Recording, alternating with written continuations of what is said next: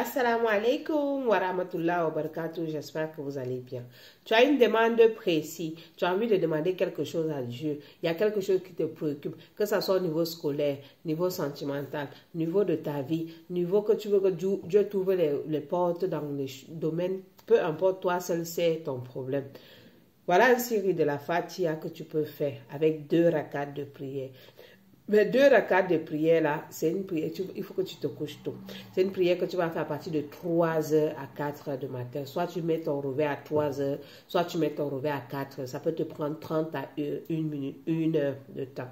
Donc, tu vas aller faire ton habitude, tu te couches tranquillement, tu te lèves. Une fois que tu t'es levé, tu fais ton ablution, tu viens sur ton tapis de prière, tu fais ton Allah, tu as fini. Tu récites, tu apportes la Fatiha.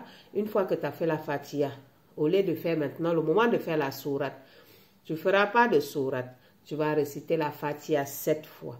Une fois que tu as récité la Fatiha 7 fois, tu te prosternes. Tu ramènes encore, une fois que tu t'es prosterné, tu te relèves, tu fais encore 7 fois la Fatiha. Ça te fait déjà 14. D'accord? Maintenant, tu te reprosternes sur le sol.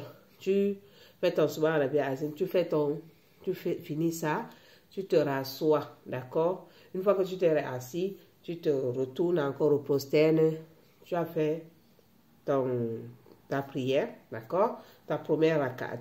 Tu te relèves, tu refais encore la suratul Fatiha, tu ramènes encore tes 7 Fatiha, tu te reprosternes, tu te relèves 7 Fatiha.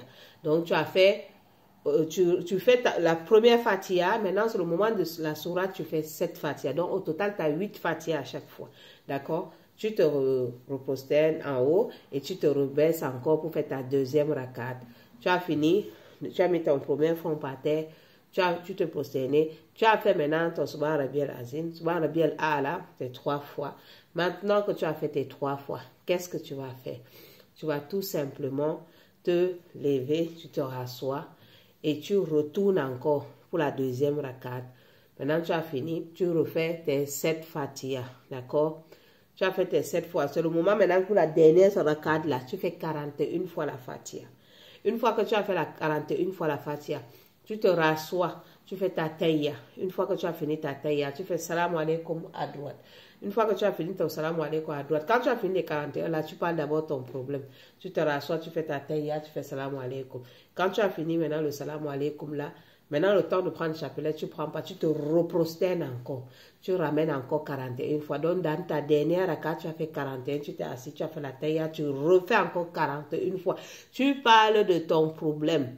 Parle, dis à Dieu. Voilà mon problème, voilà. Parce que lui, il écoute. Tu parles comme tu peux. Tu l'expliques. Tu dis, Seigneur, je veux, voilà. Tu as fini de parler, tu te rassois. Maintenant, tu prends le chapelet. Tu fais ça. Quand tu t'es réassis, là, tu fais salam alaikum maintenant à gauche. Tout à l'heure, tu avais fait à droite, maintenant, tu fais à gauche. Une fois, maintenant, tu prends ton chapelet. Tu fais astaghfirullah, ton chapelet complet. Ton chapelet complet. Tu fais salatil an-nabi, chapelet complet. Maintenant, tu ramènes encore la Fatiha, ton chapelet complet. Tu peux faire 1, 2, 3, ça dépend de ta capacité à le faire. Une fois que tu as terminé cela, tu soulèves tes 2 bras. Parce que je vois souvent les gens font les doigts comme ça. Ce n'est pas bon. Il faut coller tes 2 mains. Puisque tu veux que tu fais les doigts, tu invoques, tu veux que ça tombe sur les bras. Mais tu fais comme ça tombe, ça part par terre. Toi, tu vas faire comme ça dans l'arrière. Donc, mets tes 2 mains. Les 2 mains là, vous voyez pas, ça a une forme du livre. Quand vous fermez, c'est comme un livre. Donc, ouvrez comme ça.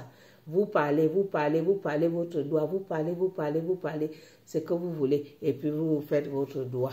Vous avez fini.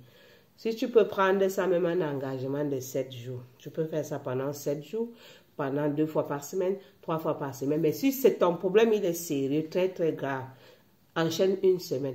Et chaque temps, quand tu te lèves, fais un petit saraka aux enfants.